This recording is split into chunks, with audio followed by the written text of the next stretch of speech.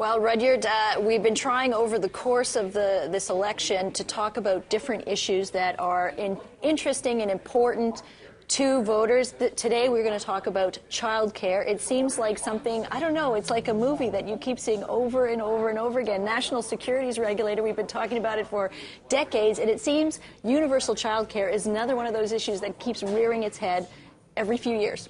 It's tempting because Quebec has it, and people know that. It's $7 a day daycare, and it's very attractive. That said, it's costing the government of Quebec now $1.8 billion a year to run this program.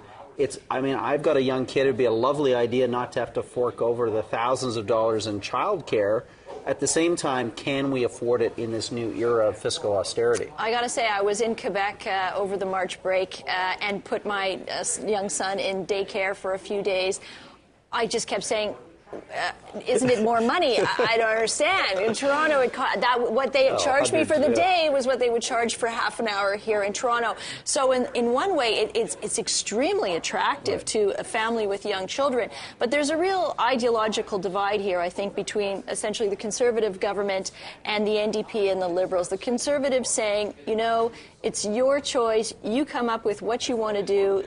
Essentially, the state is not going to get involved in this. But what do you think as both a working woman and a mother about those that would argue that it's best for children to be with their parents, ideally the woman, but you know, the male parent too, in those early years, and putting them into daycare developmentally and otherwise maybe isn't the best thing for them, for their interests. I would argue that Canada already has a maternity leave of a year that's incredibly generous.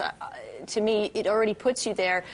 I mean, if you look at the United States, it's a few weeks. Yeah, it's amazing. To me, the argument really isn't about you're staying home with your child until they're 5 or 6 years old. It's really about you having the personal choice of what you want to do with your child, whether that's a nanny or whether that's daycare. The fact of the matter is you're having children, you're making choices. Yeah. Anyways, we're going to bring this debate now to our guests. As I mentioned, it is a subject that has been coming up and is once again a hot button issue in the federal election. The Liberals are proposing $1 billion, several $1 million, hundreds of millions of dollars in an ambitious early child learning program. The Tories favor tax breaks for parents, and the NDP says they will create more than 100,000 new child care spaces. Here to weigh in on those proposals is Salvatore Rego. He's president and CEO of Work and Family Foundation Canada, and Andrea Mrozek. She is research director with the Institute of Marriage and Family Canada. Thank you both for joining us. Thank you. Salvatore, I just want to maybe start with you, if you could set the scene for us here. As we've been discussing, the whole concept of universal child care has come up over and over and over again since the 1970s. Can you give us a sense here of why this keeps coming up and what the issues are that people are so concerned about? Yes, well, I think they call this issue of the universal child care is the eternal promise. It always comes up, especially through the liberal years, the 90s and the early 2000s, and it never gets delivered. It almost got delivered under Paul Marty, but then we know that the Conservatives won their majority, so Paul Martin's plan didn't materialize, and then we switch tracks to the benefit, the child care benefit, that is currently offered by the Conservative Party. Now, by looking at the platforms of the different parties, especially looking at the Liberals and the Conservatives, but even the NDP, nobody wants to get rid of that child care benefit that is currently being offered. So I wouldn't put the difference. I wouldn't stress that difference so much. I think the major issue is what the Conservatives have come up with, which is that the income sharing program that they would like to bring once our budget is balanced in about 4 years, if you take their words. I think that's really where the key issue is in terms of the differences. Let's go to Andrea in Ottawa. Andrea, do you think the current system is doing enough? I mean, it is fairly generous. We've got a $1,200 a year child tax benefit. Then you've got a deduction up to $7,000 a year on child care related expenses. Is that serving both parents and children in Canada sufficiently? Well, that's a good question, whether it's sufficient or not. We know that parents have a tough time, a tough go of things, and that finances are a major concern. I think that in the context of a daycare discussion, we ought to be looking at ways in which to make the lives of parents easier. And I believe that that happens better when we allow parents to keep more of their own money. Salvador's mentioned the family taxation or income splitting arrangement, which allows parents basically to share income and lower their tax rate. That, to me, is a very reasonable and equitable thing to do. It may not qualify for many as a daycare program. It isn't. But what it does is allow parents to, for example, pay someone in their neighborhood to provide childcare. It allows them perhaps even to pay a family member. And a lot of times, I think we forget when we're discussing things like national daycare or providing spaces, what we forget is that a lot of families don't choose to use those spaces, and they're left out in the cold under that type of arrangement. But Andrea, let me just kind of follow up with that. $1,200 a year, frankly, maybe it'll help somebody in a smaller town where costs are low. But if you're living in downtown Toronto, it hardly pays for anything. And at the same time, you're giving money to people maybe who just don't need it. It just seems like such an ineffectual way to deal with what people seem to be describing as a very serious problem. Yeah, $1,200 is not enough for daycare, and that is the truth of it. But when we look at the costs, I think that we're looking at the idea of providing parents more money. That was a step in the right direction. I would like to add that when you go to Quebec and you pay $7 a day, the real costs of that are actually $70 to $80 a day. So the question is, who's paying for that? And that's the taxpayer. It's you and me. We pay for that, whether or not we choose to use it. And so when you look at the $1,200, no, it's not enough. No, it doesn't provide daycare. But the reality is that these types of systems, any kind of daycare, is extraordinarily expensive.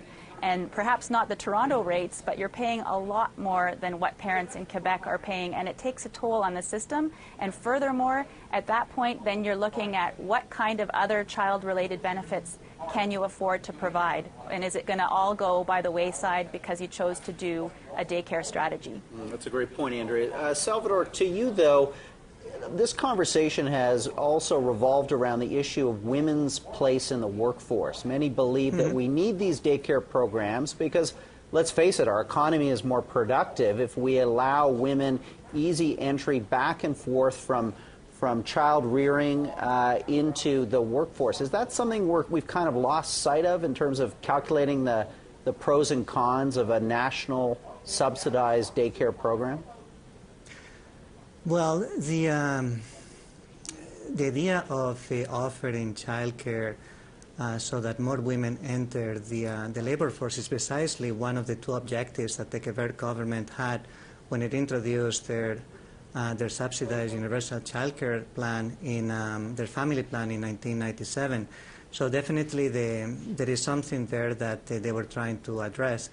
At the Work and Family Foundation Canada, we are also looking at whether this type of policies providing childcare for your employees are actually making an impact in the work-family integration of your people so that people can be more productive, etc.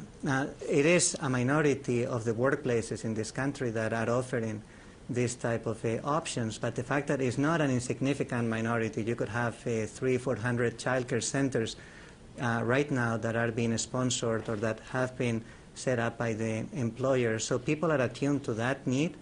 We don't recommend it as the only policy that you should have in place, though, in order to achieve this goal. Other things like flexible time schedules, the possibility of telecommuting, allow families, as Andrea was saying, they give them the choice of deciding what is the best arrangement in their situation. Andrea, I just want to come back to you now on this, and just one thing that strikes me about this whole conversation is, the tug between how much money do we have, apparently this shortage of infrastructure, and I'm wondering why we aren't having a conversation is if there's a demand there, if there's a need, if we don't have the money, why aren't we just allowing for the ability of more private daycare and just setting up the rules and giving money to people who need it so that they can afford to go there? Well, that's a good question. I think that might be a solution, and again, it speaks to need. If somebody needs help and is requiring that. I think we can provide that. We seem to be stuck in a rut, quite frankly, that we constantly return to this idea of perhaps the Swedish model and daycare for everybody, where 92% of children are in daycare in Sweden. I think that we could be a lot more creative and look at business solutions, or look at providing money and parents can choose where to spend it, or involving communities more. I definitely think that we're stuck in a rut, and we're looking at, the Liberal plan offers $500 million. That's not enough. What does that actually do? We look at the way to stretch tax dollars, but we're stuck in a sort of an old policy framework. And it's disappointing. There's nothing really creative about it. Very interesting. Unfortunately, we have to end on that note. I want to thank both of you for joining us today. Andrea Mrozek of the Institute of Marriage and Family Canada, and Salvador Rego of the Work and Family Foundation Canada. Thanks so much to both of you. Thank you for having us. Well, I have to say that is kind of, if I were to sum it up, that's what I would say. When I look at the different debates and the different approaches to this, my question is, if you have an issue of you need more space, there's an issue of where you're going to get the money from. Why not allow more private opportunity to come in? The government sets the regulation, sets the standards, and actually targets the families that need the support. And So, I don't see that conversation. I mean, happening. it's a voucher program. It's basically saying the government will give you a voucher, we'll create a marketplace so we can punish bad daycares, because people won't go and use their vouchers at those daycares. They'll go and use them at the good ones that get good word of mouth. And I think we're a bit short-sighted here about a declining birth rate in Canada. I mean, the best way to sustain this economy, to get us through the baby boom and the costs associated with it, is to get our birth rate up. Right. So by allowing women easy access into the workforce again, by giving them real affordable daycare opportunities, that's a critical part of this puzzle. Yeah, I agree. But the fact of the matter, even giving people $1,200 a year, at the end of the day, I shouldn't be getting that money. Yeah, somebody else should be. And I think that's, means-tested. at the end of the day, it's, I think, a waste of government resource. That's a good point.